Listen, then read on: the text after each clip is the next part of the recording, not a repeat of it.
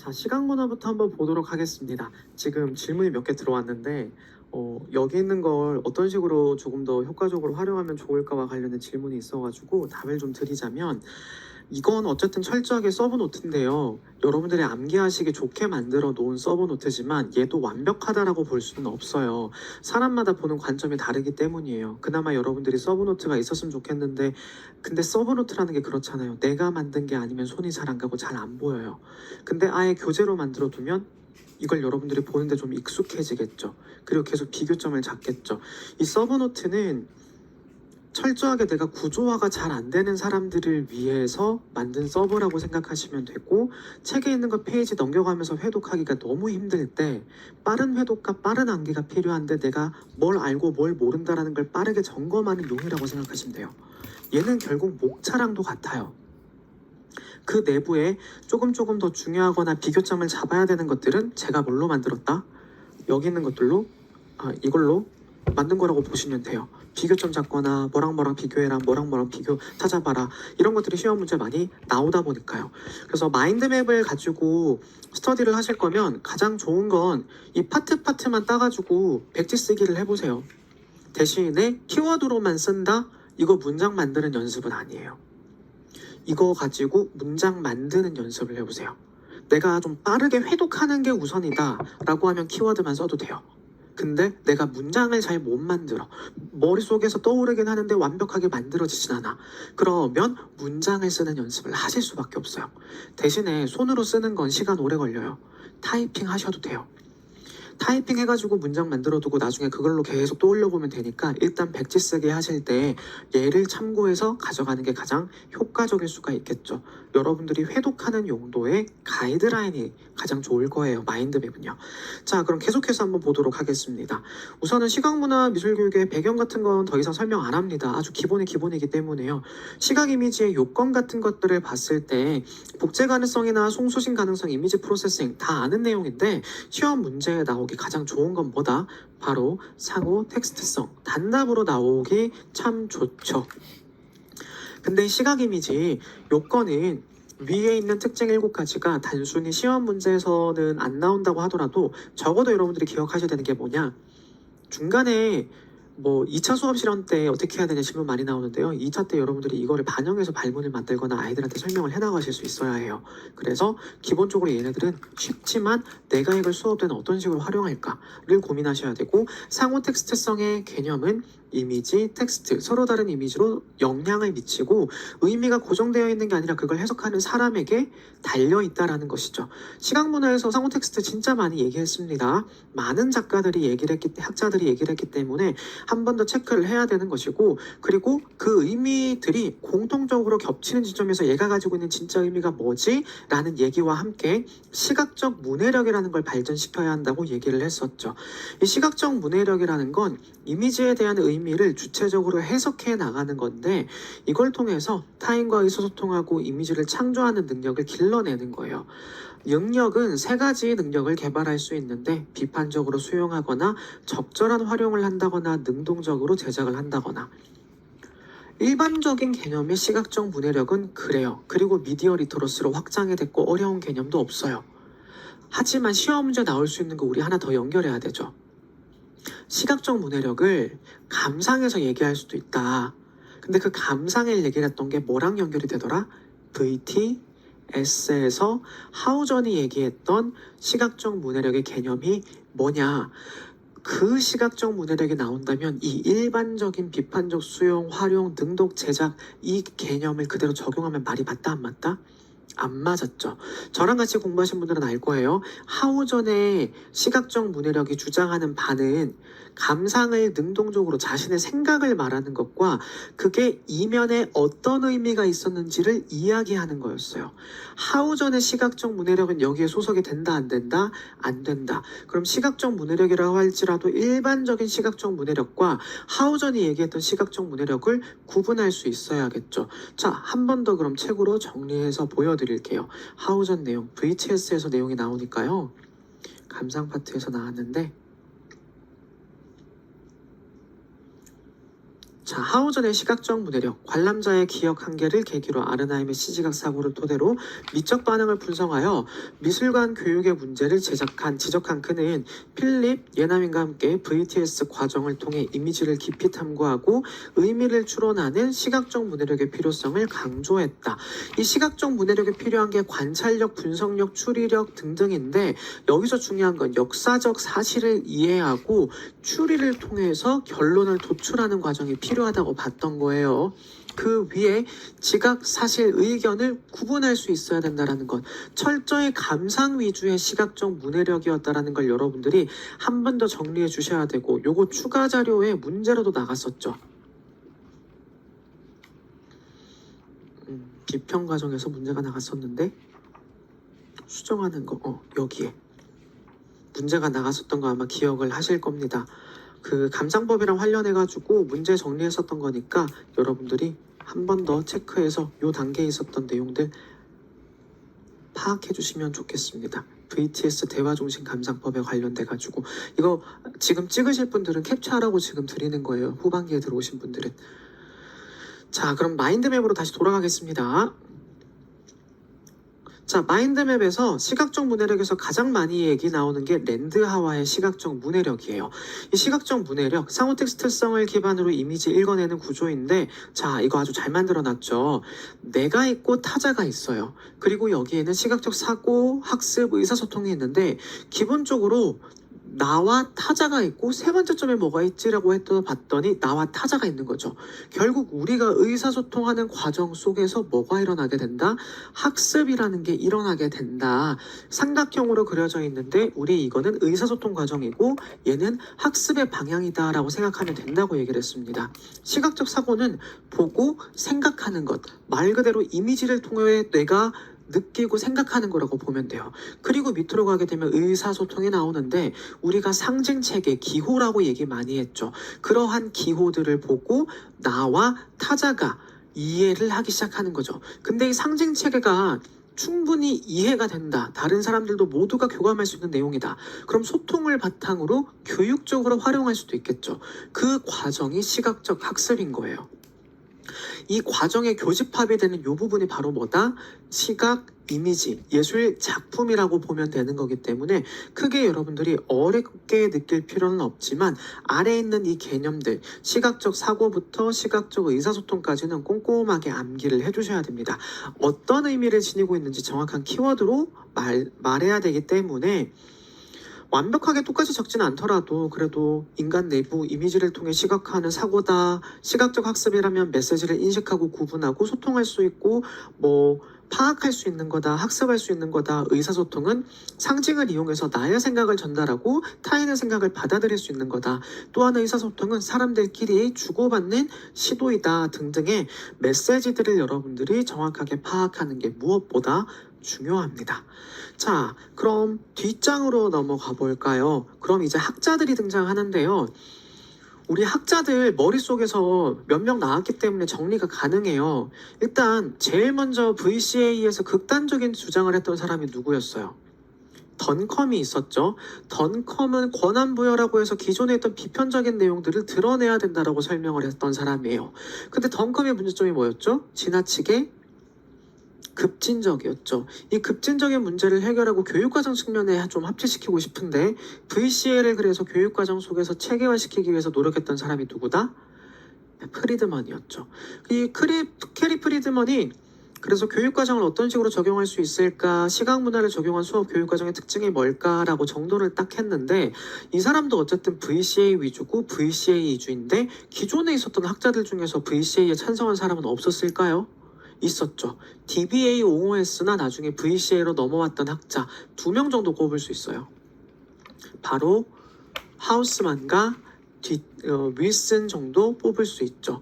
그 하우스만 같은 경우에는 다양한 관점 그리고 DBA를 기반으로 공부를 했다가 DBA에 어느 정도 찬성을 하지만 교사의 역할을 조금 바꿨으면 좋겠다라고 얘기를 했고 윌슨은 DBA에서 철저하게 체계적인 과정만 주장을 했는데 알고 보니 이게 상호 텍스트성을 바탕으로 아이들끼리 교육을 하는 비공식적인 학습으로 발전을 한다던가 체제와 반체제, 서로가 서로 동료 교수 교수의 방식으로도 발전을 하더라. 그렇기 때문에 우리가 교육과정을 단순 단계화, 체계화로만 봐서는 안 된다라고 주장하는 학자였어요. 그런가 하면 이 시각적 이미지를 바탕으로 학습을 할 때 접근을 해야 된다라고 주장했던 학자들도 있었죠. 이 미술교육, 시각문화 미술교육이 이런 식으로 도움이 되고 이런 식으로 활용이 가능해라고 했던 게 키퍼보이드 엠버기 나이트였습니다. 우리가 덩컨부터 정리를 빠르게 한번 해볼게요. 우선 앞에 봤던 것처럼 덩컴은 권한부여를 강조했어요. 이 권한부여 같은 경우에는 시각문화의 형식, 의미, 맥락, 해석, 창조성을 활용하는데 누구에게 부여하는 거다? 학생에게 부여하는 거죠. 학생이 스스로 제작과 비판을 할 수 있어야 되는 거고, 수업은 제작과 비판, 비평을 통합할 수 있어야 된다. 작품을 제작하는 동시에 다른 사람을 비평하는 과정까지 같이 적용된다라고 설명을 했었죠. 특히 권한 부여를 하기 위해서는 7가지 접근 방식이 필요한데, 권력, 이데올로기, 재현, 현혹, 응시, 상호 텍스트, 그다음에 복합적인 구조라는 7가지가 있다. 특히 권력은 어떻게 권력을 행사하는가, 그래서 우리가 이걸 드러내는 방식이 중요하다. 이데올로기 마찬가지죠. 재현, 무엇을 재현하려 한 걸까? 이 사람들을 어떤 방식으로 현혹하려고 하는 걸까? 그리고 응시, 기존에 보던 방식으로 보는 게 아니라 어떤 방식으로 봐라? 다양한 관점에서 바라봐라 라는 거였죠. 그리고 내가 이렇게 받아들였지만 다른 사람은 또 그렇게 받아들일 수 있어 라는 상호 텍스트의 관점으로 성장해 나갈 수도 있는 겁니다. 결국에는 복합적인 구조를 지니고 있다는 걸 이해하고 이미지가 가지고 있는 역설적인 의미를 드러내기 위해서 누구에게 권한을 부여해야 된다? 학생들에게 권한을 부여하자라고 얘기를 했죠. 위에는 비평적인 사고 개발 방법이 그런 내용인 건데요. 얘는 대표적인 예시이기 때문에 시험 문제 나올 가능성이 높아요. 근데 본 적은 없을 거예요. 밑줄만 긋고 암기해 주시면 되겠습니다. 그런가 하면 이 사람의 영향을 받은 프리드먼은 외워야 할 게 상당히 많죠. 프리드먼 같은 경우에는 VCA를 3과 연결된 교육과정으로 확실하게 구조화하자. 일단 교육이라는 건 누군가가 생산을 했고 그걸 다시 한번 재생산하는 과정의 교차점이다. 쉽게 생각하면 밈이라고 보면 돼요. 원래 누군가가 만든 거는 그냥 뚝배기일 거예요. 근데 어느 순간 뚝배기가 무슨 의미로 밈으로 돼버렸죠? 사람의 머리를 의미해버리는 밈으로 바뀌었죠. 그럼 지금 사람들은 뚝배기란 단어를 봤을 때 진짜 뚝배기인지 아니면 사람의 머리를 의미하는 거인지 분석할 수 있어야 하는 교차점이 필요한 거예요. 이런 지점이 VCA에서 추구하는 시각적 문해력을 가진 교육과정에 들어가야 된다는 거였고요. 프리드먼은 그걸 교육과정에 대입해야 된다. 특히 교육과정에 기존에 있던 이익들을 충돌하고 대립하고 형성시키기 때문에 이게 가지고 있는 이면적인 의미를 보는 건 중요하다. 다만 너무 극단적으로 보지는 말아야 한다라고 주장을 했고, 아래쪽에 교육과정 운영 조건을 먼저 그래서 5가지로 얘기를 했어요. 예술과 같은 재현의 형식이다. 누군가가 교육과정에는 보고 그대로 옮기는 거기 때문에 누군가의 이익이 분명히 대변되어 있을 것이다. 그리고 교육과정은 콜라주의 형식, 여러 가지 조각들을 합쳐놓은 교육과정이다. 그리고 창의적인 생산, 스토리, 투명한 운영이 필요하다 등으로 이 교육과정의 조건을 얘기를 했어요. 재현을 하는데 다양한 사람들의 이익이 대변이 되는 거고, 교사 역시 이런 이익 대변에서 자유로울 수 있다 없다? 없다. 자유롭지 못하다. 그래서 교사 태도도 어떻게 얘기를 한다? 최대한 객관적인 태도를 유지한다거나 아니면 그런 것들을 보여줄 수 있는 방식으로 발전해 나가야 한다. 그리고 이걸 바탕으로 수업에 적용을 할 때 방법들, 시각문화의 개념의 특성을 주장하면서 이런 식의 수업들을 운영해야 돼요 라고 얘기를 했는데, 영역을 일단 재개념화해야 된다. 전통적인 DBA 순서대로 교육을 하는 건 의미 있다 없다? 없다. 얘가 가지고 있는 이면적인 의미를 재개념화해서 보여줘야 되는 거고, 기존에는 조형 중심의 미학이었잖아요. DBA는 조형 중심이었는데 무슨 미학으로 바꾼다? 의미 중심으로 바꾸자.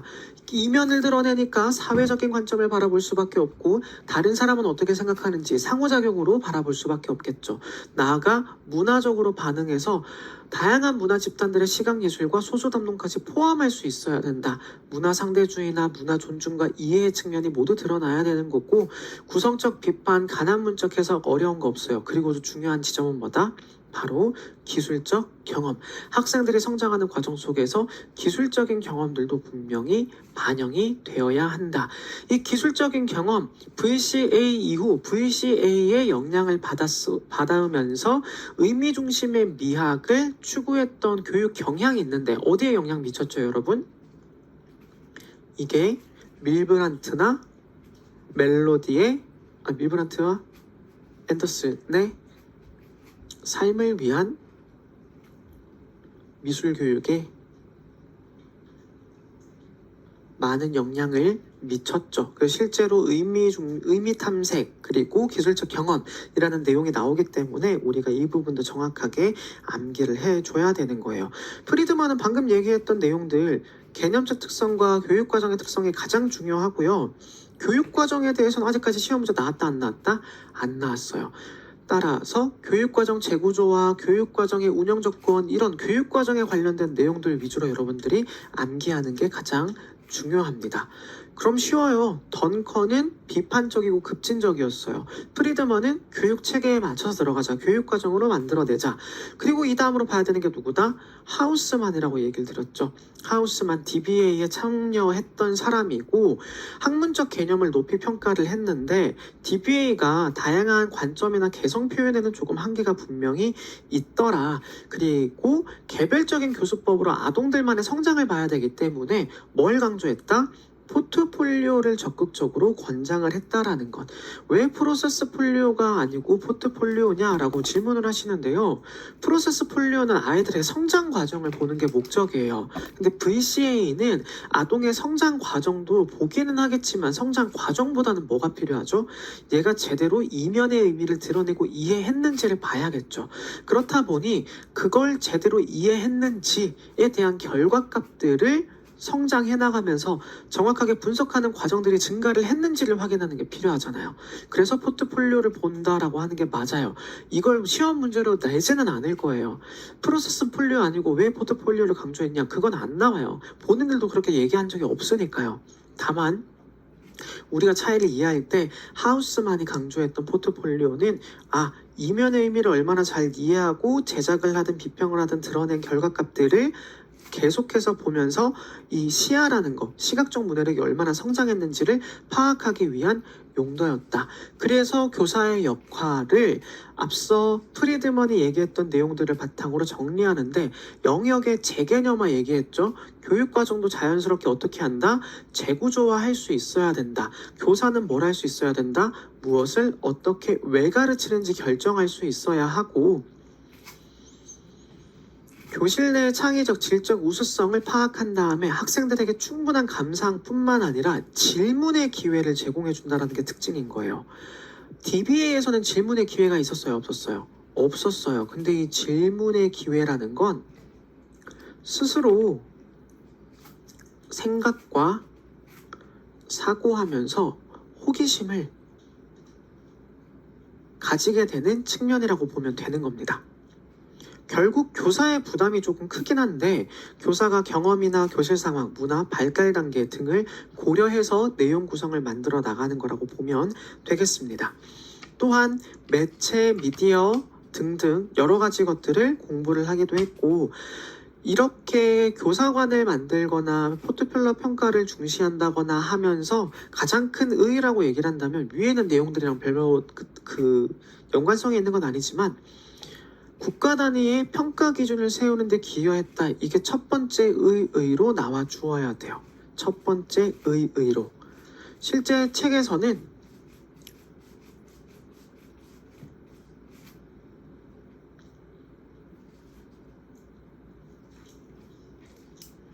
하우스만이 미술 수업의 구조를 주장을 하게 되면서 개별적 교수법이랑 포트폴리오 평가를 중요하게 보고 블룸의 교육 목표 분류에 따라 가지고 이걸 감상하는 것도 표현 기준을 만들어 놓고 목표점을 만들어 두고 그다음에 제작하는 것도 나름대로 기준을 만들어 내면서 국가 단위 평가 기준을 세우는 데 기여했다라는 것과 여기서 핵심 미술교사의 역할을 심상화 능력을 종합적으로 길러주는 사람으로 봤다라는 것. 단순 조력자로 끝나는 게 아니라 어떤 입장으로 끝난다? 심미적 비판적 사고력을 가진 존재로 설명했다라는 거. 요걸 여러분들이 놓치지 말아야 합니다. 심미적 비판적 사고력을 같이 길러주려고 했던 사람이라는 것. 미술교사의 역할에다가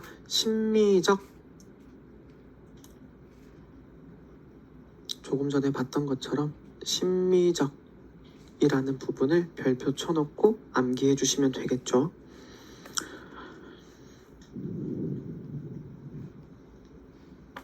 그럼 여러분 덩컨, 프리드먼, 하우스만까지 구조가 잡히죠. 그럼 하우스만 중에서 가장 중요한 내용은 DBA에 조금 찬성했고 DBA에서부터 시작을 했고 포트폴리오를 중요하게 여겼으면서 예술가로서의 교사라는 역할과 함께 국가 단위 평가 기준에 영향을 미쳤다. 시험 문제 나올 때도 그럼 교사의 역할에 대해서 물어볼 확률이 높겠죠.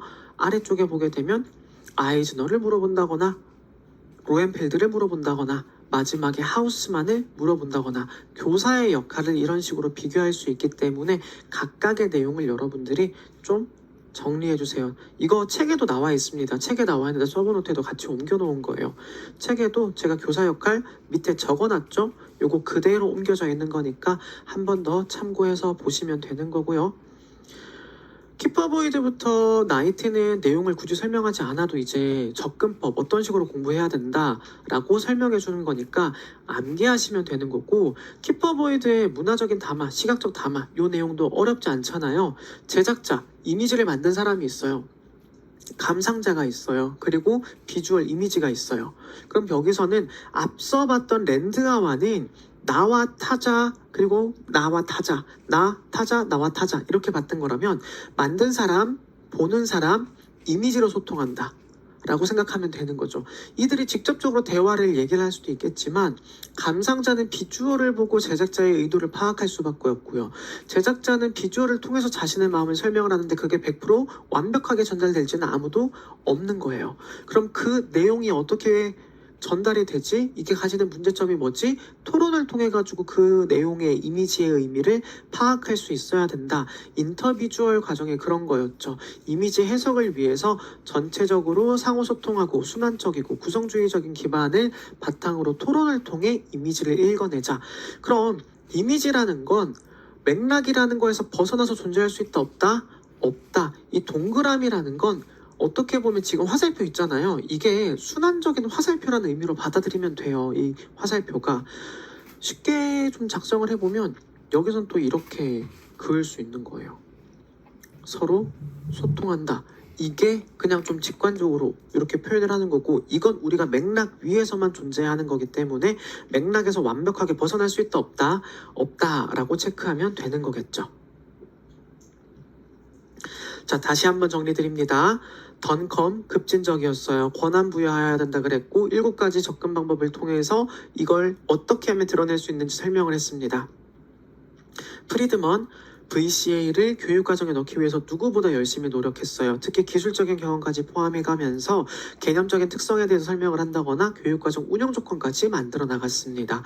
하우스먼 DBA에 일부 찬성을 했고 그걸 바탕으로 VCA의 체계화를 시켰으며 이 교육과정에서도 목표에 대한 내용, 목표에 대한 내용이랑 국가 단위의 평가 기준을 세우는 데 기여를 했고, 예술가로서의 교사를 강조하면서 교사는 무엇을 어떻게 왜 가르치는지 결정할 수도 있어야 되며 동시에 심미적인 역량을 길러주는 조력자가 되어야 한다고도 설명을 했죠.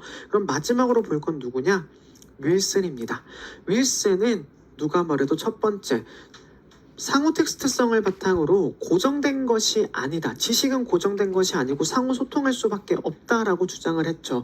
그걸 직접적으로 눈으로 바라보았던 게 특징입니다. 확실한 건 모든 체제는 불만 가지는 반체제가 있기 마련인데 그 갈등, 긴장을 초래하고 변화를 만들어내다 보니까 이게 체제와 반체제라는 개념으로 빅터 터너가 설명을 했어요. 근데 이 체제를 윌슨은 어디에서 발견하게 되었다? 아동들이 자신들의 작품을 동인지 만화한 거잖아요. 동인지 회라고 해서 당시 일본에서 그림들을 서로 그려가면서 공유하는 과정에서 아이들끼리 서로 영향을 주고받으면서 화풍이 변하네, 그림 스타일을 공유하게 되네, 대중문화가 미치는 영향과 파급력이 엄청 크네 라는 걸 느끼고 윌슨이 뭘로 선회하게 되었다? 여기 있는 VCA로 선회하게 되었다라고 내용이 나오게 된 거죠. 상호 텍스트성을 굉장히 강조했던 게 윌슨이기 때문에 별로 어려운 건 없는데, 다만 아동미술에 대한 견해에서 아동의 시각문화 참여와 이해를 엄청나게 강조를 했고, 이런 아동들끼리 서로 배움을 이뤄나가게 되는 걸 무슨 이론이라 그랬다? 비공식적 학습 이론이라고 얘기를 했죠. 결국에는 스타일이 공유된다라는 것이었는데, 문화적인 표현이 나타날 수밖에 없다. 문화적인 부분에서 자유로울 수도 없고, 학생들끼리 서로 스타일을 주고받기 때문에 교사가 반드시 만들어 놓은 환경에서만 학습이 일어난다고 생각하면 안 된다. 비공식적인 환경에서도 분명한 학습들은 일어나게 될 거다라는 것들을 한 번 더 체크해 주는 것과, 목적에서 학생 자신의 상황 맥락에 맞는 적용 능력 교육, 이게 뭐예요? 결국에는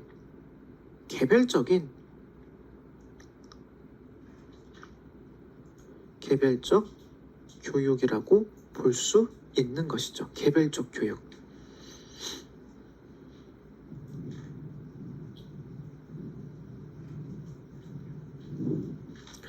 자, 방금 보세요. 학생 자신의 상황과 맥락에 맞는 적용 교육이 그대로 내려가게 되면요, 마지막에 영향점을 봤을 때 이 말이 그대로 나오거든요.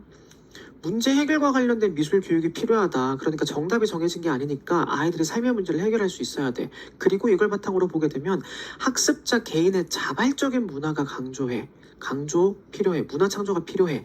스스로 삶의 의미를 추구해야 되기 때문에 교사가 주어진 대로만 학생들이 따라온다 아니다. 따라오지 않는다라고 강조하는 거죠. 그래서 시사점은 제3의 공간이 필요하다. 학교에서 알려주는 미술 교육뿐만 아니라 대중적인 시각 문화가 공존할 수 있기 때문에 이런 부분들을 우리가 알려줄 수 있는 제3의 공간에서 학교의 교육과 그 외의 교육을 여러 학생들이 직접적으로 받아볼 수 있는 과정이 필요해. 근데 그거 어떻게 하는데? 그렇게까지는 제안했다 안 했다? 안 했다. 그래서 방향성만 제시해서 체계성은 다소 부족하다. 그 윌슨의 단점이 이런 것들입니다.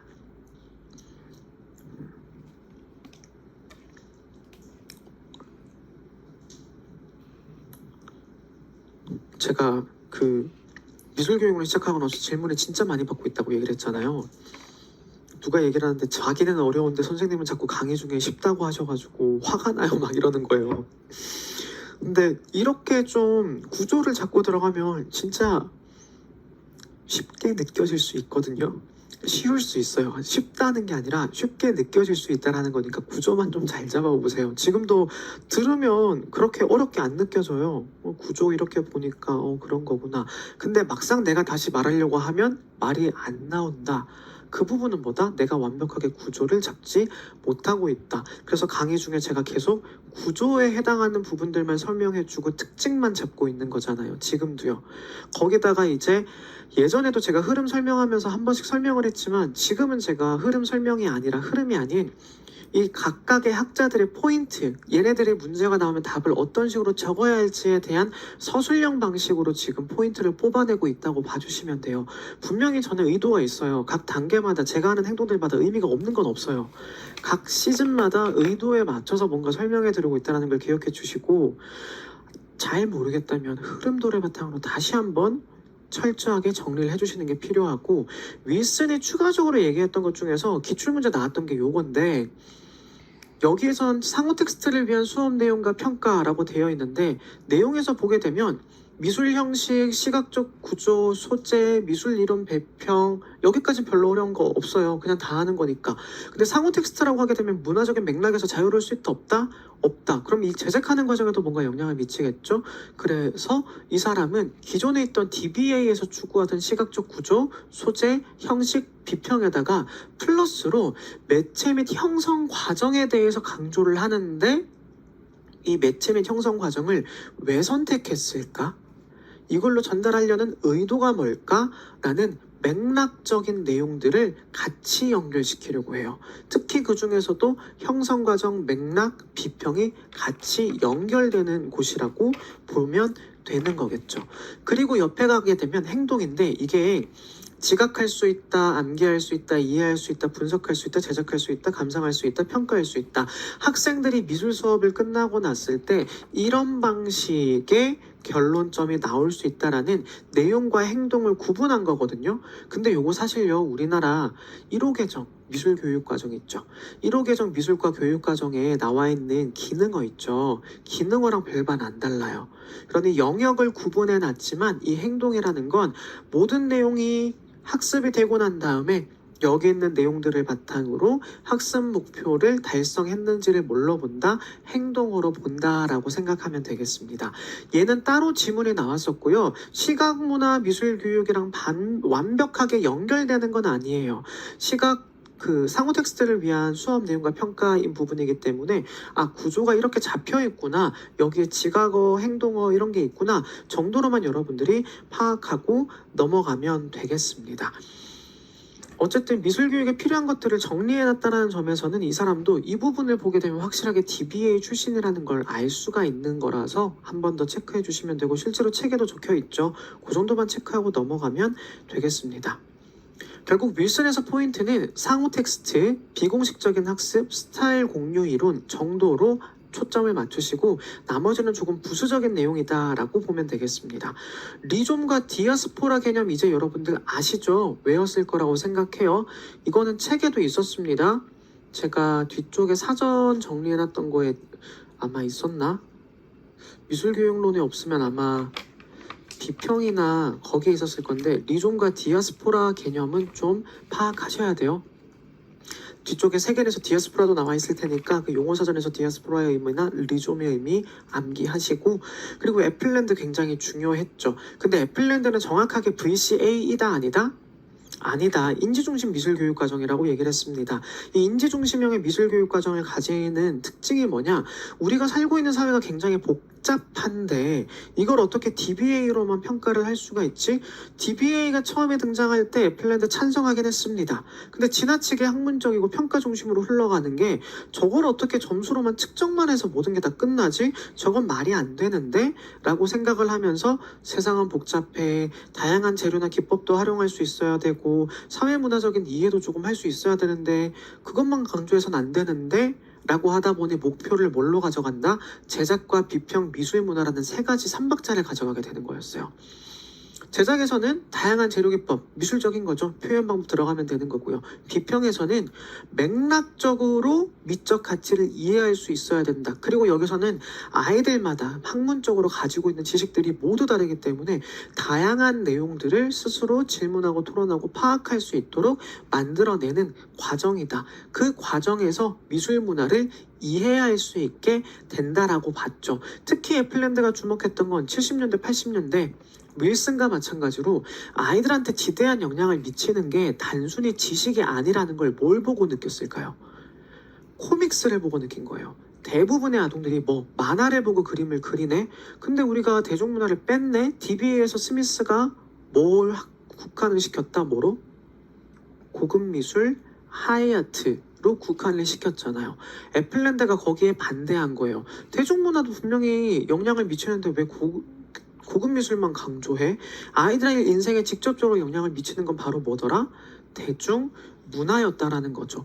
그래서 긍정, 인식이 쉽고 사회적인 이슈를 좀 다룰 수 있는 게 좋고 문제 해결에 도움이 되기 때문에 대중문화 넣어야 돼. 근데 여기에 대해서 비판하는 사람들은 지나치게 상업적이고 오락적이고 폭력성의 문제가 있기 때문에 조금 아쉬워라고 얘기를 합니다. 애플랜드는 이걸 바탕으로 미술이 4가지 특성이 있다라고 주장을 했는데요. 미술이라는 건 상당히 고차원적이고 종합적인 역할을 지니고 있다. 지식 중에서도 일단 기본적인 거는 미적인 경험을 논의하는 것. 이건 미적 감수성이죠. 별로 어려울 게 있다 없다? 없다. 상상력은 추상적인 사고를 가능하게 하는 거다. 은유, 추론, 상상은 시각을 보고 이미지를 보고 떠올리는 거기 때문에 상상력 논의는 시각에서부터 발전할 수밖에 없는 존재이다 라고 설명을 해요. 그리고 나서 위로 올라가게 되면 지식의 통합 논의가 나오는데 사실 얘네 두 개가 조금 헷갈려요. 단답으로 나올 때 얘네 두 가지를 헷갈리지 말고 잘 적는 방법이 뭐냐. 인지 유연성은 삶은 복잡하고 다양한 해석을 요구한다. 유연한 사고가 필요하다. 미술은 복잡하고 비구조적이기 때문에 독특한 합숙 상황 안에서 드러난다. 즉 다양한 해석과 요구를 한다라는 거에서 끝나면 인지 유연성을 요구한다는 거예요. 인지 유연성을 요구한다로 끝나요. 근데 지식 통합성은 그래서 그 지식을 어떻게 활용할 건데 자신이 살고 있는 환경을 토대로 지식의 통합, 작품을 제작하는 일종의 제작 과정이라고 보면 되는 겁니다. 인지적 유연성은 다양한 해석을 요구해요. 지식의 통합은 그걸 활용해서 결과를 만들어 보세요. 그게 미술이에요. 비평이나 이런 쪽은 오히려 인지 유연성에 가까운 거고 그걸 바탕으로 지식의 통합으로 조금 나가는 거라고 봐도 무방하겠죠. 이 두 개의 개념을 여러분들이 그 단순히 명칭만 외운다고 해결되는 게 아니라 헷갈릴 수가 있어서 암기를 해주셔야 돼요. 여기서도 그래서 제가 미술은 복잡하고 비구조적이며 학습한 독특한 학습 상황 안에서 드러난다. 다양한 요석을 요구한다. 지식의 통합 논의는 문화적 차원의 통합이다. 미술 작품은 지식의 다양한 영역 간 최대 접점이다. 라고 하는 것. 두 개가 서로 뗄래야 뗄 수 있다 없다? 없다. 하지만 단답으로 내버리면 헷갈릴 수 있기 때문에 두 개의 개념을 정확하게 캐치를 해주실 필요가 있습니다. 자, 밑으로 내려가서 그리고 교육과정은 나선형, 레티스형 막 이렇게 구분되는데 이건 다 볼 거 없고 다 외우면 되는 거고 여기서 애플랜드는 교사가 그럼 어떤 존재냐? 인지적으로 유연해야 된다 그랬잖아요. 유동적 존재, 비판적 시각 위에 있는 인지적 융통성에 있는 교육과정을 위해 지식의 통합을 이끌어냈다. C, 이거 커리큘럼 교육과정으로 바라보면 되겠습니다.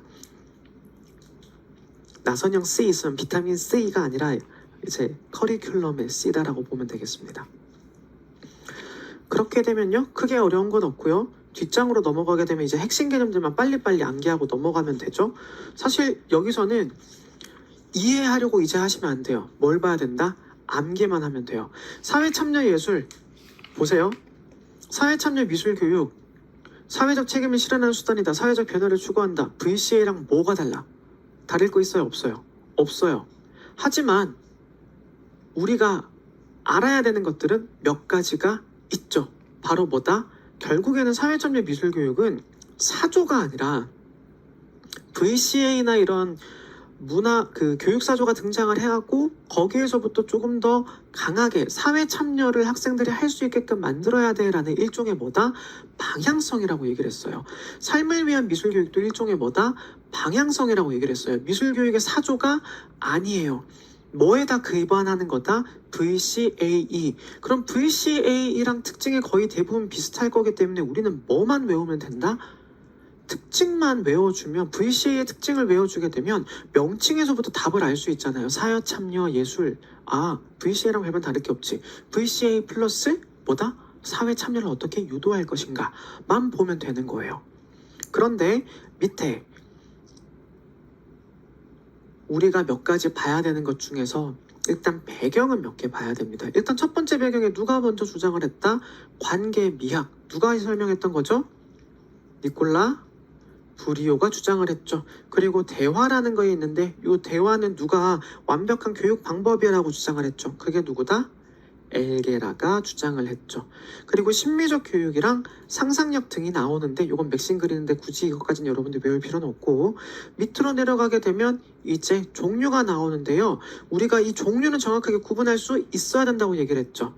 공공미술과 커뮤니티 아트와 행동주의, 사회참여 예술인데 공공미술 어렵지 않죠? 공공미술에 설치되고 사람들이 보고 즐길 수 있는 거, 향유할 수 있는 거. 커뮤니티 아트는 우리 지역의 공동체성에 근거한 거죠. 그래서 공동의 이익을 예술과 공동체가 속한 구성원들 간의 소통과 표현의 수단, 그 이상 그 이하도 아니에요. 핵심은 뭐예요? 커뮤니티는 공동체예요. 근데 행동주의로 들어가게 되면 지금부터는 이미지가 조금 달라지죠. 행동주의에서 보게 되면 사회적, 정치적 이슈를 다루는 미술인데 여기서도 급진적으로 영향을 보이긴 해요. 정치적인 내용을 다루고 공공전시를 하고 대중과의 교류를 통해 가지고 약간은 급진적인 특징이 나타나요. 그런데 사회참여 예술은 더 급진적이냐? 아니에요. 행동주의가 실제로 움직여야 된다면 사회참여 예술은 급진적일 수도 있고 아닐 수도 있어요. 목표가 정해진 거일 수도 있고 아닐 수도 있어요.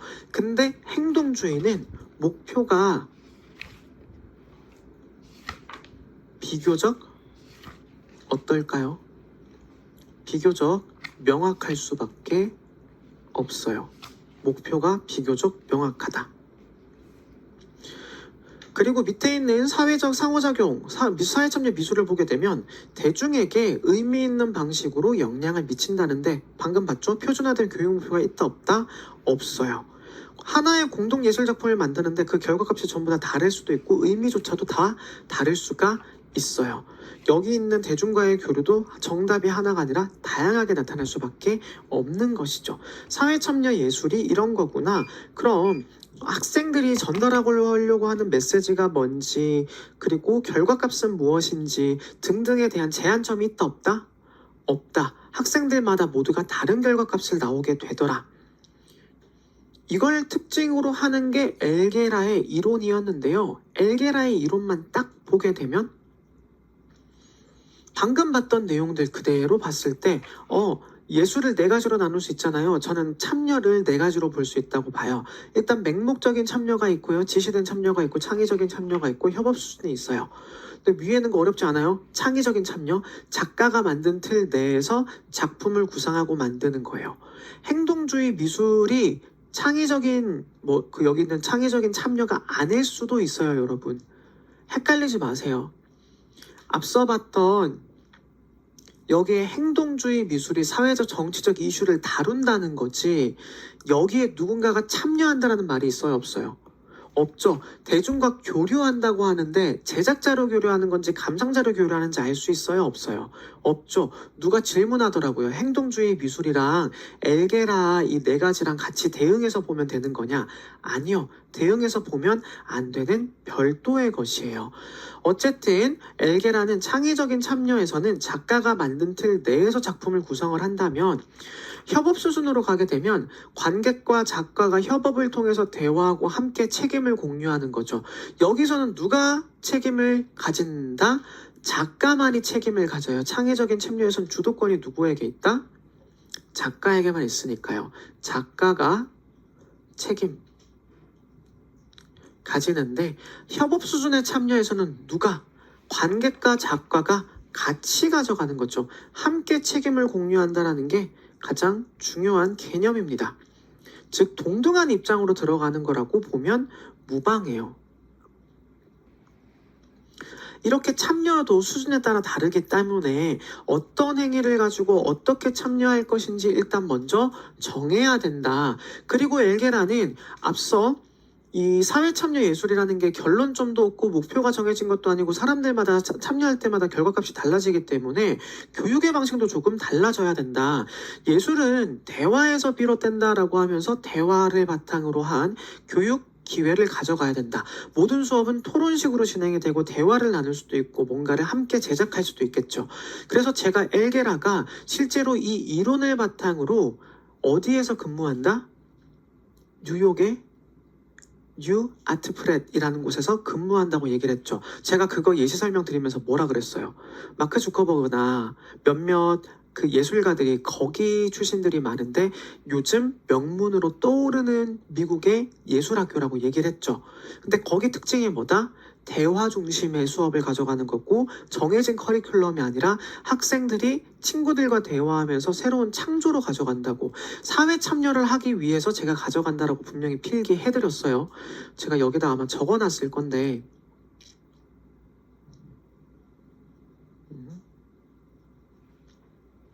안 적어놨나? 안 적어놨구나. 설명만 하고 넘어갔군요. 하여튼 엘게라가 그 대학에서 근무를 하면서 실제로 자기가 만들어낸 무엇? 이 대화의 방식과 교차교육학이라는 방식을 실제로도 지금 교수로서 활동하면서 이끌어 나가고 있다라는 것. 그럼 왜 대화가 중요하냐? 정해진 커리큘럼대로 순서대로 딱딱딱딱 나가는 게 아니라 대화를 하게 되면 계속 파생해서 주제가 계속 바뀌게 되잖아요. 참여자를 창조자로 끌어들일 수 있다. 수업의 주체가 누구에서 누구로 가게 되는 겁니까? 참여자, 감상자, 학생들이 들어가게 되는 것이죠. 그리고 상호 존중할 수 있는 방식으로 발전하게 되는 것이고 그 과정에서 학생의 관심사나 요구에 따라 가지고 대화를 하다 보니까 이런 쪽이 좀 재밌어 보이는데 너는 어떤 거 해볼래? 첫 시간에 대화를 하고 커리큘럼을 하나 만들어요. 저희는 이런 쪽에 올해 좀 관심이 있고 이걸로 대화를 이끌어 나가보면 좋을 것 같아요. 그래? 그럼 그 교육과정에 너네가 한번 참여해서 만들어 볼래? 커리큘럼, 본인들이 배우고 싶은 커리큘럼을 누가 만드는 거다?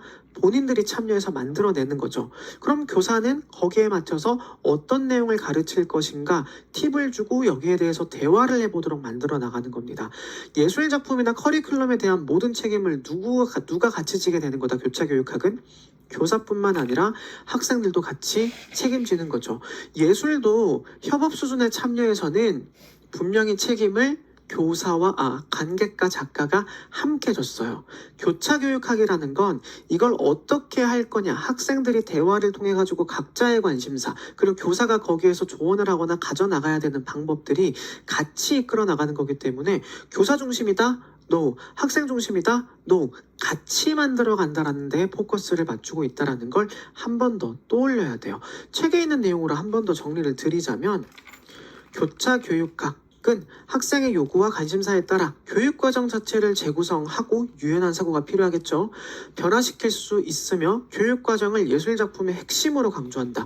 결국 교차교육학을 사회참여 미술 교육으로 보는 거니까 우리는 뭐다? 그럼 너네가 지금 이 사회 문제를 해결할 수 있는 작품 하나를 제작해볼까?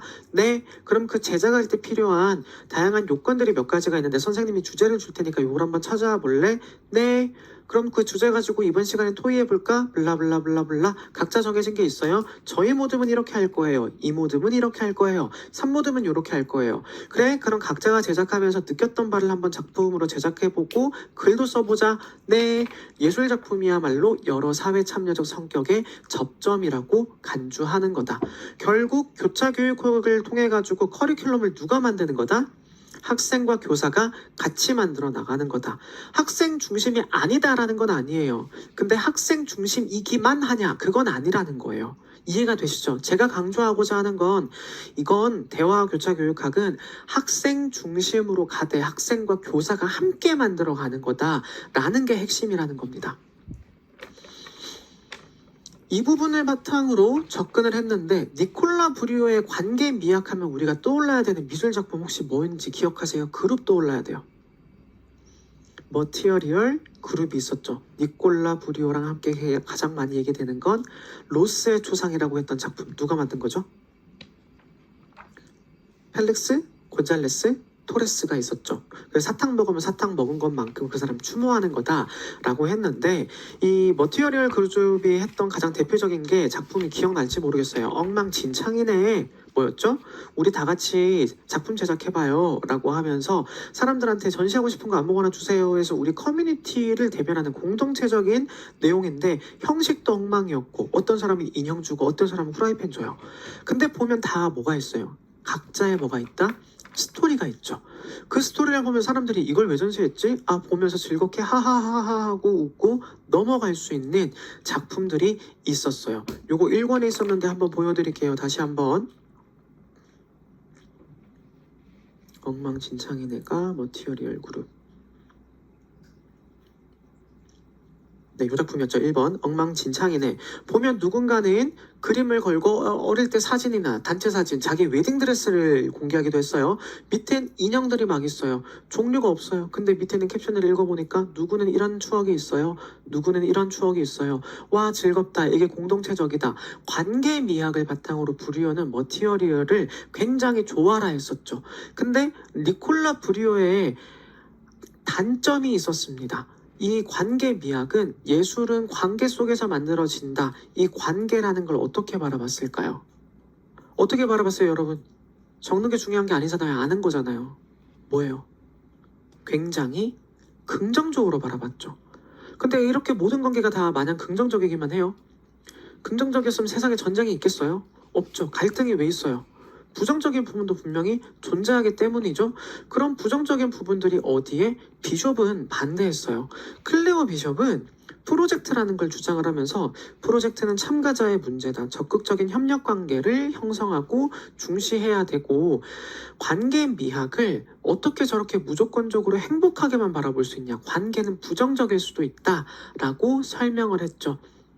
결국에는 문제 해결 과정이 되어야 하는 것이지 그냥 무턱대고 하하호호 긍정적으로만 바라봐서는 안 된다. 그래서 일상의 문제를 해결할 수 있는 쪽으로 나아가야 한다라고 주장하며 참여의 3단계를 얘기를 했었죠.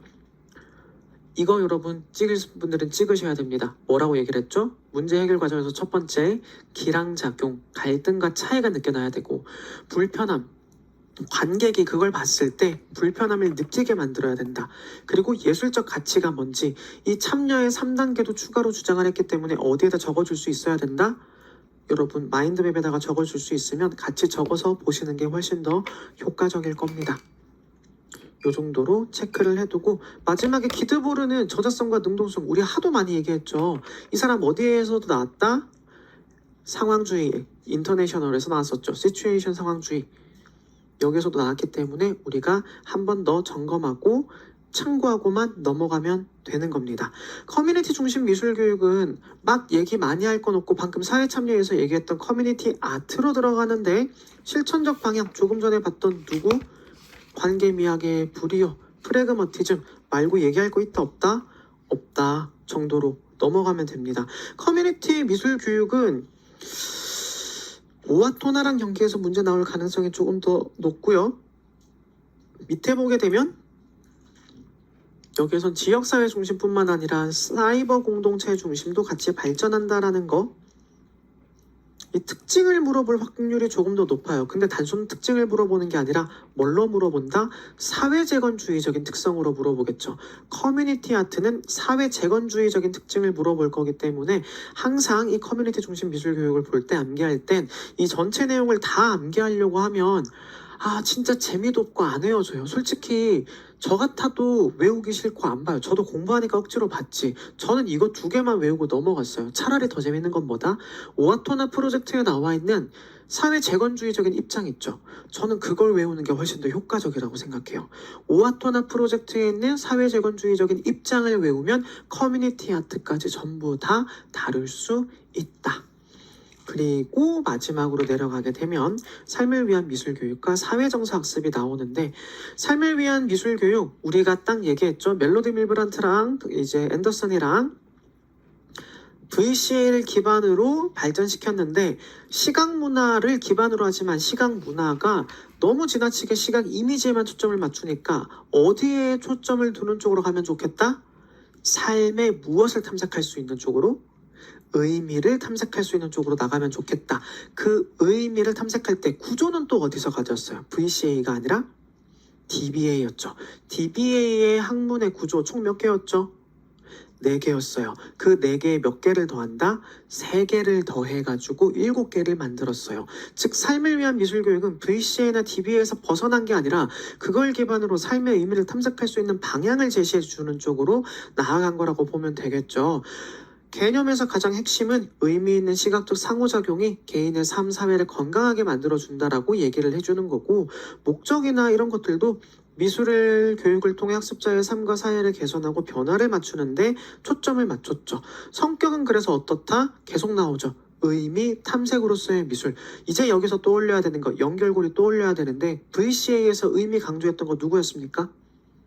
의미 탐색 과정 7가지, 8가지 중에 하나 얘기했잖아요.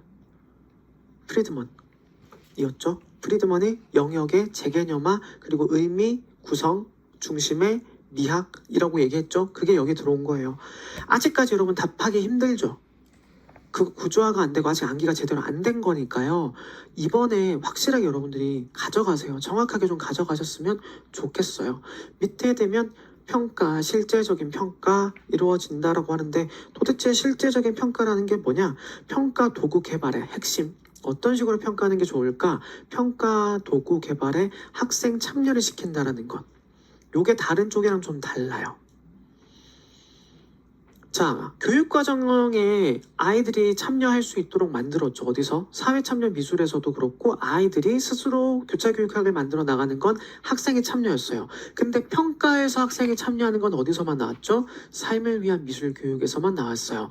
이게 아이들의 무엇을 향상시켜준다? 책임감 향상에 도움이 된다라는 걸로 기억해주면 되고 7가지 내용 어렵지 않죠? 제가 이거 비교하자 그랬죠. 이거 이런 식으로 비교되어 있으면 시험 문제 낼 수 있다고. 이거 하나하나 다 외우라고 제가 한다 안 한다? 안 한다. 근데 나올 수 있는 거. 미학과 미학적 탐구, 미술사, 미술평, 미술제작 그대로 적으면 돼요. 근데 밑에 있는 창의적 자아 표현이라고 해놓고 창의적 자아 표현의 특징, 삶을 위한 미술 교육에서 추구했던 창의적 자아 표현의 특징에 대해서 서술할 것이라고 한다면 뭐가 나와야 된다? 사회적 맥락 속에서 창의적 자아를 표현할 수 있어야 된다 라고만 적을 거예요? 아니죠. 우리 계속 성격이라고 뭘 얘기를 했어요? 목표. 뭐의 탐색? 의미 탐색이죠. 이렇게 답을 적어야 돼요. 만약에 창의적 자아 표현의 문체를 긋고 앞에가 비어 있어요. 삶을 위한 미술 교육에서 주장했던 창의적 자아 표현의 특징에 대해서 서술할 것이라고 하면 사회적 맥락 속에서 학생들이 어떻게 성장해 나가는지를 적을 수 있어야 되고 미술을 통해 삶의 의미를 탐색해 나가는 과정으로 설명해 주어야 한다라고 답을 만들어 나가야 됩니다. 그리고 시각문화연구 VCA 포함이고요. 마지막에 현대테크놀로지야. 뭐죠? 이것도 누가 주장했죠? 아까 의미 탐색도 프리드먼이었잖아요. 이것도 누구예요? 프리드먼. 프리드먼은 기술적 경험, 이거 뭐라 그랬죠? 현대 테크놀로지, 발전된 겁니다. 기술적인 경험. 지향점은 결국 얘도 VCA랑 똑같아요. 의미 중심인데 주제 중심 탐구, 현실과 연결시키자.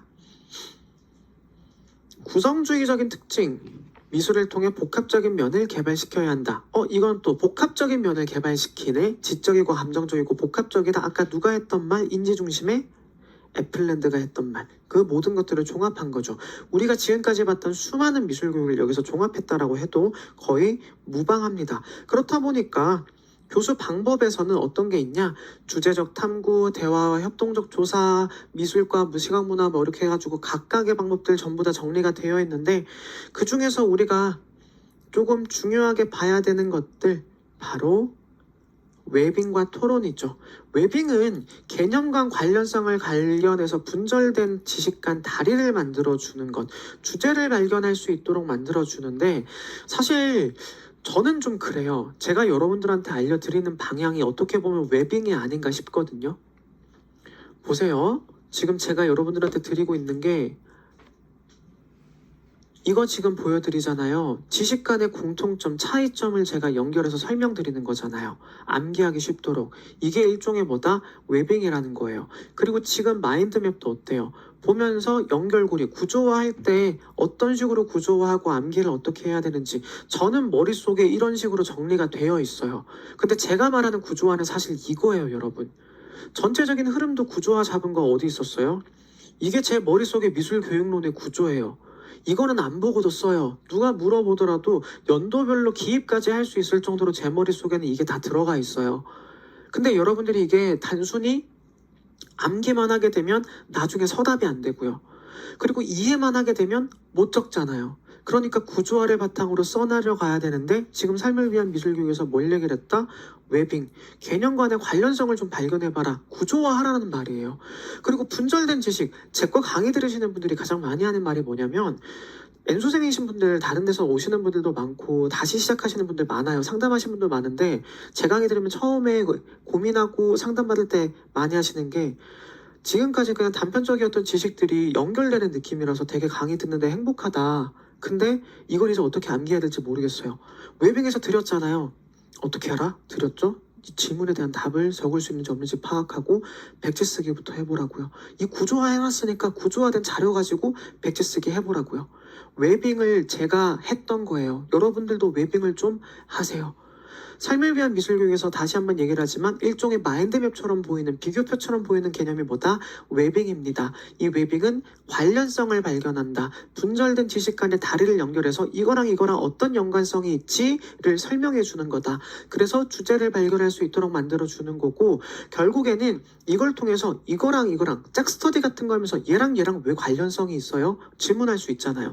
스터디 하면서도 이거랑 이거 저 잘 이해하는데 그게 무슨 말이에요? 대화하면서 만들어 나가는 거예요. 이게 삶을 위한 미술 교육이라는 거예요. 대화를 통해서 내가 미처 놓쳤던 부분, 이해하지 못했던 부분 파악해 나가는 거니까 결국 웨빙은 여러분들이 지금 하고 있는 방식의 스터디까지 만약 한다? 그게 웨빙인 거예요. 저는 개인적으로 이 공부 방법이 시간이 오래 걸리더라도 가장 확실하다고 믿는 사람이고요. 그리고 밑에 토론, 뭐가 문제점이냐? 비판적인 대화의 장을 열자, 자기 정체성을 탐색해서 확장의 기회를 가져가자, 사회적 질문과 비판적 성찰로 확장하게 만들자. 지금 여기에서 조형적인 내용이 있어요, 없어요?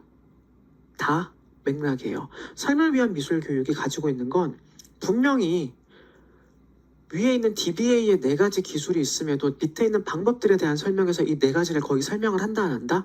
거의 하지 않는다라는 겁니다. 밑에 제작, 기술 발전, 창의적 표현 뭐 그런 식으로 그냥 보면 되지만 거의 대부분 실질적인 교수라고 나와 있는 방법들도 뭐다? 전부 다 삶에 관련된 거예요. 주제 중심이에요. 그래서 핵심은 뭐다? 삶을 위한 미술 교육이나 VCA는 전부 다 뭐다? 주제 중심이에요. 조형적인 기능 중심으로 가지 않아요. 자, 그럼 제가 하나 더 물어볼게요. 저는 교과서 저자이기도 하잖아요.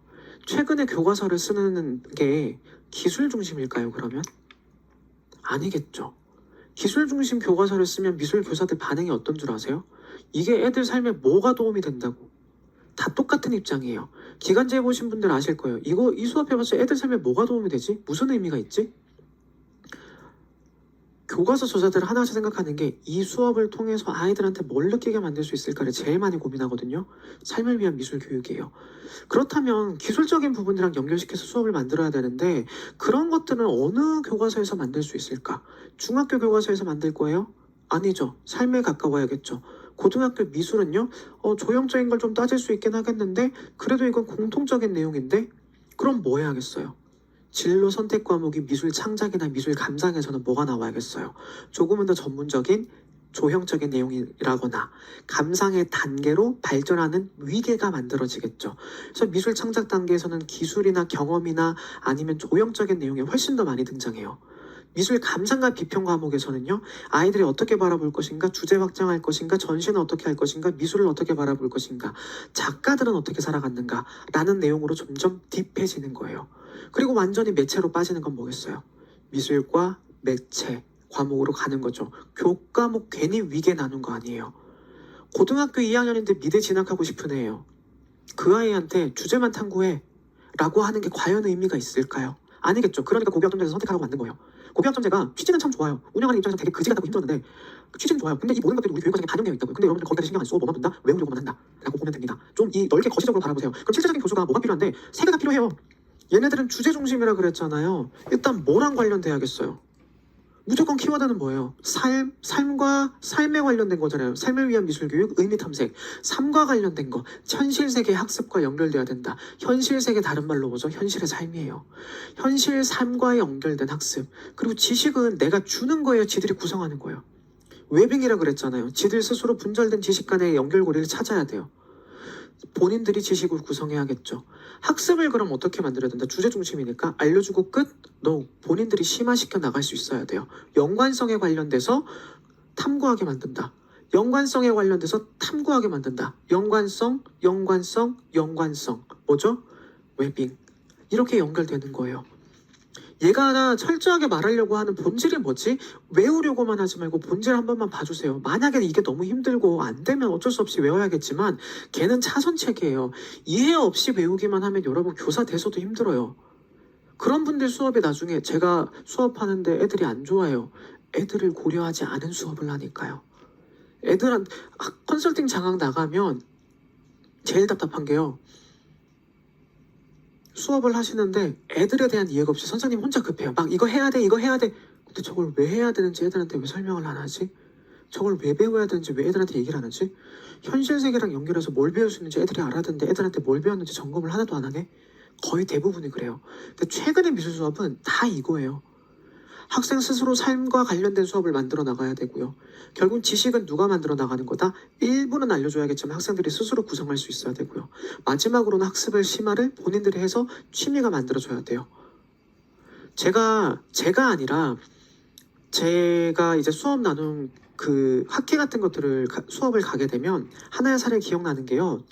남구에 발령받으셨던 사립고등학교 선생님이신데 그때 당시 대구에서 이제 학회를 진행을 했었어요. 그 인시아에서 되게 세계조형교육학회랑 해가지고 했었는데 이분이 아두이노를 배우는 걸 잘 못하셔가지고 기술 선생님이랑 같이 공부를 하셨대요. 그리고 아두이노 적용 방법을 배운 다음에 남고인데 공고예요. 애들이 미술에 관심이 있겠어요. 근데 공고 애들이 항상 약간 패배감에 젖어 있으니까 어떻게 할까 하다가 애들이 미니카 같은 걸, 자동차과가 있는데 미니카를 만들어서 경주 같은 걸 하면 어떨까라고 생각을 하고 미술교사인데 그 설계 도면을 만들기로 하신 거예요. 대단하죠. 단순하긴 해요. 기술교사랑 같이 했으니까 기술교사가 설계 도면을 만들고 자기는 디자인에 조금 초점을 맞추되 이걸 통해서 어떤 의미를 담고 달리게 만들겠느냐 주제 중심으로 간 거예요. 기술적 경험, 현대 테크놀로지 연결됐죠. 그분이 발표하시는데 아직도 기억납니다. 2015년이었어요. 10년도 됐어요. 그분이 저는 삶을 위한 미술교육에서 이거에 영감을 얻었는데 기술적인 경험을 해주는데 애들이 기술을 잘 다룬다. 그래서 아두이노 바탕으로 해서 움직일 수 있는 무선 컨트롤러 해가지고 트랙 만들고 애들 운전하게 해가지고 했다라고 영상을 보여주는데 거기 있던 분들이 다 놀라셨어요. 있던 분들 교장, 교감뿐만 아니라 해외에서 온 석박사들이 있었거든요. 그 중에 FUN도 있었어요.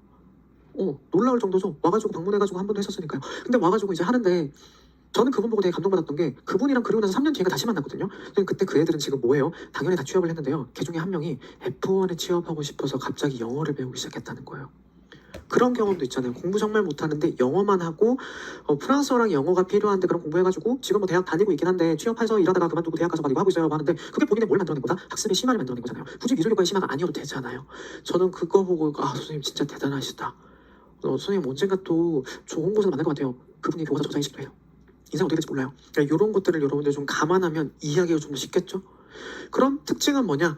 고도의 사고에 관여하게 되는 것. 애들이 아두이노도 만들어야 되고 자동차도 만들어야 되고 디자인도 해야 되는데 거기에 의미까지 담아야 돼요. 그 의미 담는 디자인까지 만드는 건 쉽지 않아요. 고도의 사고죠. 그리고 주제에 대해서 실체적인 뭘 해야 된다? 대화를 해야 된다. 단순히 끝나는 게 아니라 아이들이 이거 디자인 어떻게 만들 건데? 이게 무슨 의미인데? 이걸 어떻게 전달할 건데? 어떻게 설득할 건데? 누가 이거 쓸 건데? 대화를 하고 결정을 만들기 때문에 실제적 교수에서도 대화를 추구해요. 그리고 밑에 동료의 성취에 대한 사회적인 지원을 장려하는 것. 우리 모둠뿐만 아니라 다른 모둠이 잘했고 우리 모둠이 아니고 저 모둠이 이겼어도 응원해줄 수 있는 문화를 만들어 줘야 한다. 지나친 경쟁 중심으로만 흐르지 않아야 한다라는 것. 미술 수업을 넘어서 통합적 학습이 될 수 있게. 방금 얘기했죠? 미술과 기술의 경험인데 얘가 뭘 배우려고 했다? 영어를 통해서 F1 취업하려고 노력했다. 그 다음에 얘가 어떻게 되는지 저는 모르지만 그런 시도했다라는 것만으로 얘한테는 인생의 변화가 있는 거 아닐까요? 그게 이제 실제적 교수라는 거예요. 이런 문장만 보면 여러분 절대 안 외워져요. 근데 사례를 듣잖아요. 와닿기 시작해요. 그럼 이런 사례가 뭐가 있을까 찾아보시고 아니면 적어도 이런 것들에 이미지의 스크랩 이게 삶을 위한 미술 교육이야. 여기에 해당되는 사례 같은 거 내가 좀 이해하고 싶은데 하나 만들어줄 수 있어? 요새 인공지능한테 이런 거 물어봐도 돼요. 사례 만들어 달라는 거 만들어도 돼요. 좀 이상한 거 아닌가라고 보면 되는 거고 그 정도로 얘기를 하면 크게 어려운 게 없이 삶을 위한 미술 교육도 끝납니다. 결국 삶을 위한 미술 교육하면 떠올라야 되는 키워드는 뭐다? 삶, 현실 세계, 의미 탐색. 교수법은 3가지, 실제적 교수법에 필요한 요소가 3가지가 필요하고 특징은 4가지였다. 지식에 관여시킨다거나 스스로 심화할 수 있어야 된다거나 하는 등등의 4가지가 있었고 영역은 몇 개? 7가지. DBA 4개, 창의성 1, VCA 2개로 만들어졌다라는 것. 그리고 마지막으로 사회정서학습의 SEL. 여기서 우리가 외울 건 뭐랑 뭐만 일단 보면 된다? 자기인식과 자기관리가 가장 중요하고 그 다음이 사회적인 인식이었죠. 근데 이 중에서도 스터가 영향을 미친 것과 아이즈너가 영향을 미친 게 있다라고 얘기를 했는데요. 딱 경험으로 돌아가 볼게요. 뒤의 경험은 어떤 경험이었어요? 일상적인 경험이었죠. 그리고 이걸 바탕으로 반성적 의사 결정을 거칠 때도 아이들한테 제공하는 건 뭐다? 일상적인 문제를 제공해 주는 거고 불확실한 문제를 경험하게 만드는 거였죠. 근데 아이즈너의 경험은 뭐였어요? 철저히 계획된 상황이었죠. 계획된 상황에서는 다양한 지식을 발견하고 이해하고 습득할 수 있는 과정이었단 말이에요. 근데 이 과정을 사회정서를 연구하는 사람들이 보다 보니까 아이들이 지적인 영역만 파악하는 게 아니라 어떤 것들도 내가 이걸 어떻게 다뤄야 되는지 나에 대한 인식이나 아니면 나와 타인 간의 관계에 대한 인식도 이러한 경험을 만들어주면 인식하기 시작하더라라고 느낀 거예요. 즉 계획된 상황 속에서 지식만 가져가는 게 아니라 무엇? 지적인 부분 그리고 타인과 나의 관계적인 나에 대한 정서적인 부분들도 발견하게 되더라 였던 거죠. 아이즈너가 이 사회정서학습에 미친 영역을 물어볼 수 있는데 미적 인식 과정이 세상을 관계 중심적으로 바라보는 능력을 기르는 과정이다. 미술의 지각 과정을 배우다 보면 자연스럽게 감상을 할 수 있게 되고 감상과 비평, 작품 속에는 의미 같은 걸 분석을 하고 타인과 대화를 나누다 보면 나와 타인의 관계를 이해할 수 있고 사회적 의미인식 활동을 제시해 줄 수 있다. 이거 말이 어렵잖아요. 그럼 기억하려면 뭐만 하면 돼요? 아이즈너는 계획된 상황을 통해서 학생들이 배울 수 있는 지적인 사고나 내용들을 제공했다. 근데 그 과정에서 지적인 내용 외에도 어떤 관계 중심적인 사고 역시 발견할 수 있다고 본 것이 사회정서 학습이다. 라고 적어줘도 무방하다라는 거예요.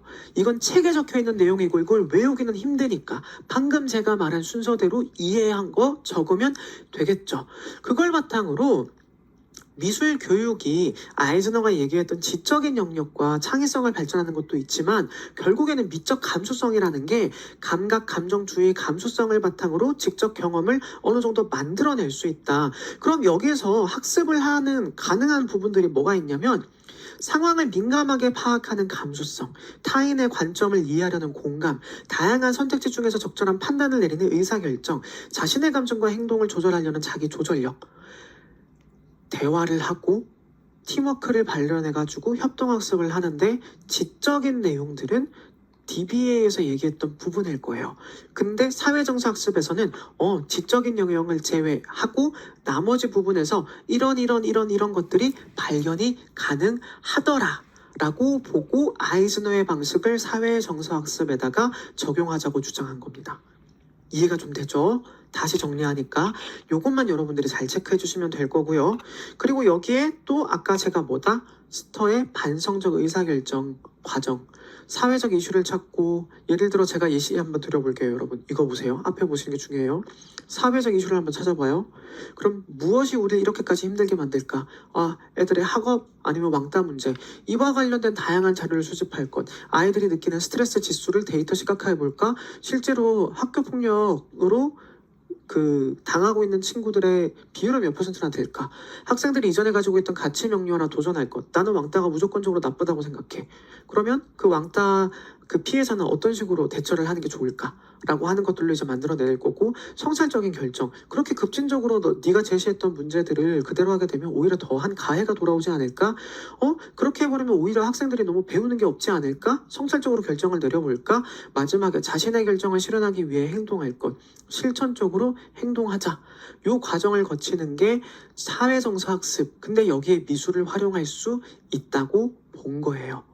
미술을 활용해서 성찰적인 결정을 내려서 이걸 어떻게 홍보하자. 포스터만 만들어도 문제 해결하는데 도움을 제시해 줄 수 있는 거니까.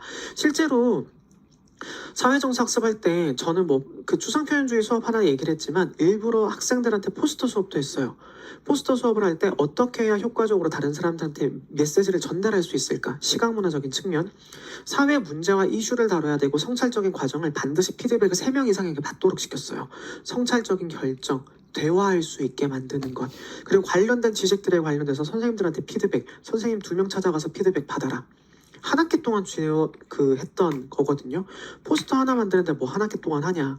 근데 이렇게 하고 나서 애들이 만든 퀄리티가 손으로 그리는 포스터가 아니었어요. 처음엔 아이디어 스케치로 대충 그리는 프로세스 폴리오로 하고 마지막엔 캔바로 제작하는 거였어요. 너네가 아이디어를 만들어 놓고 이 아이디어를 그대로 캔바에다 넣어볼까? 그럼 발전 과정을 보게 되면 실질적으로 학습의 심화가 일어나잖아요.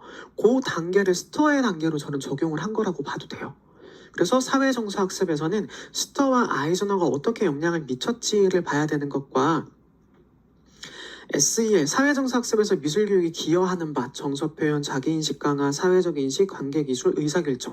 근데 이 5개 전부 다 누가 만든 반성적 사고에서 확인할 수 있다? 아이즈너가 얘기했던 계획된 상황에서 이거 전부 다 느낄 수 있다. 그래서 아이즈너가 중요하다. 라고 정의 내릴 수가 있겠습니다. 사실 이 정도 하게 되면 미술 교육론의 가장 핵심들은 전부 다 정리가 되었고요. 비평 단계는 제가 이제 설명을 할 이유가 없죠. 비평 단계나 이런 것들은 어떻게 해야 돼요? 암기해야 되는 거니까요. 그럼 끝나요. 마인드맵에서 뒤에 PCK에 그 단계인데 이것도 여러분 어떻게 한다? 외우시면 되는 겁니다. 미술 교육사가 가장 어렵고 가장 힘든 부분이기 때문에요. 여러분들 정확하게 점검해 주시면 되고, 대신에 비평 단계 제가 이미 심화 단가에서 중요한 거 체크해 드렸죠. 이거 어디에 정리해 놨다? 여러분들 보시기 좋게 여기 마지막 페이지에 몇 개 더 보라고 만들어 놨잖아요. 이걸로 같이 보시고 표현 단계 무조건 꼭 외우세요. 나중에 토파보기 11월 달에 토파보기 들어가서도 한 번 더 얘기를 드리긴 할 텐데 중요합니다. 잠깐 쉬었다가 이제